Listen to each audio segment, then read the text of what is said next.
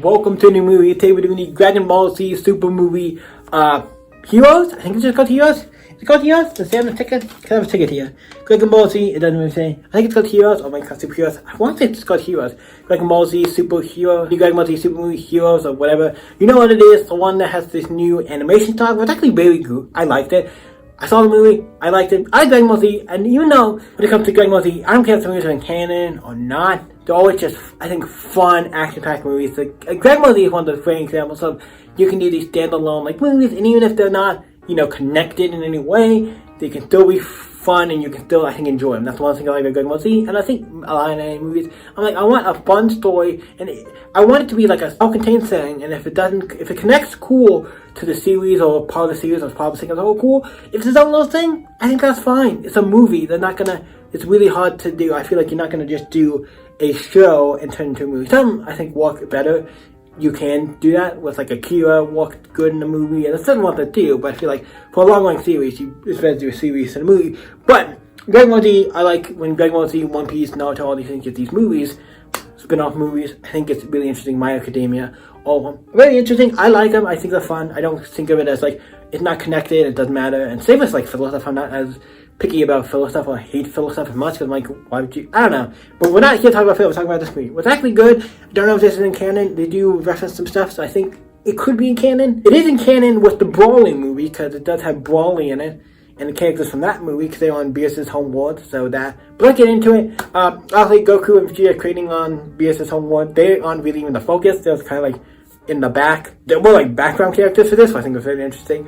So they do not really fight other than themselves. Goku fights Vegeta and everything, and they're training to learn their skills, and Broly and them are there. I think it's interesting. So it's the Broly movie happened. So this is actually at least keeping in canon with the Broly movie. So that happened. So they're fighting there, and they're training, and then obviously they eventually tried to call, Bulma tried to call him earlier to come help with all the shit that goes down there, so we'll talk about in a minute. But they don't answer, and it shows them at the very end, doesn't end. And not really a spoiler, but they do have a thing at the end.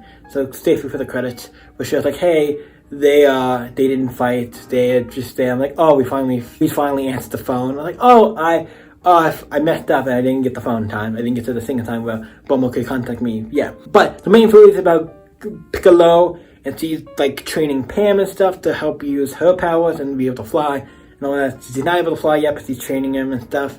And she goes to school. And then we have Gohan and Videl, who sometimes do not have enough time to help take care of her, and it's hey, can you go pick her up from school? And she does, and then he finds out there's this guy who the movie starts off with is about this guy who used to be he's I want to say cousin. He's related to Dr. Gero, the guy who created the androids and Cell and stuff, and then he's a late great cousin, relative, related to him. So these bad guys from the Red Ribbon Army, because the Red Ribbon Army was what Dr. Gero was trying to bring back, the Red Ribbon Army and all this stuff. And then Goku stops his plans. So the Red Ribbon Army get the new kid and gets him involved because he's the super smart scientist, smarter even than Gero. And he gets them to build all this stuff, these two heroes and stuff, and makes Goku and all their group to be the bad guys, and Bulma and all them as the bad guys. What they want. So he does figure that out later, but yeah. So he guys to get make these two robot guys who are heroes.